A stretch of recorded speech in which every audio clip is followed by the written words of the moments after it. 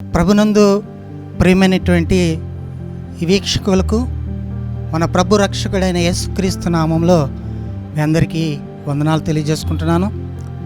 ప్రియ దేవుని బిడ్డలారా, ఈ కాలంలో క్రైస్తవులుగా మనం చేయవలసినటువంటి ఒక ప్రాముఖ్యమైనటువంటి సంఘటనను మీకు తెలియచేయడానికి నేను ఇష్టపడుతున్నాను.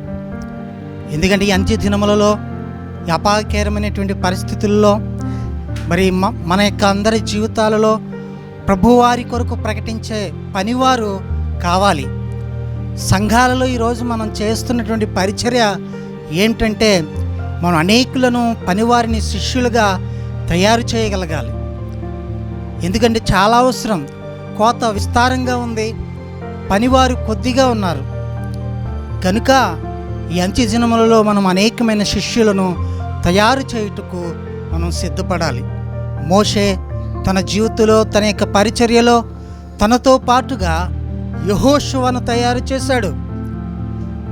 యెహోషువ గ్రంథంలో మొట్టమొదటి అధ్యాయంలో ఆయన చెప్తూ ఉంటాడు, మోషే మృతి నొందిన తరువాత ఇదిగో నూను కుమారుడైనటువంటి యెహోషువను దేవుడు పిలిచి, ఇదిగో నువ్వు భయపడకు, ధైర్యంగా ఉండు, నేను మోషేకి ఎలాగైతే తోడుగా ఉన్నానో అలాగే నేను కూడా నీకు తోడుగా ఉంటాను, నిన్ను నడిపిస్తాను అని చెప్పాడు.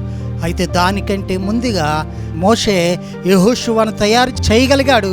అలాంటి మంచి నమ్మకమైన శిష్యులను ఈ రోజున మనం కూడా తయారు చేసేటువంటి పనిలో మనం కూడా సిద్ధపడి ఉండాలని ప్రభు పేరట మీ అందరికీ నేను తెలియజేస్తూ, మనవి చేస్తూ ప్రార్థిస్తూ ఉన్నాం.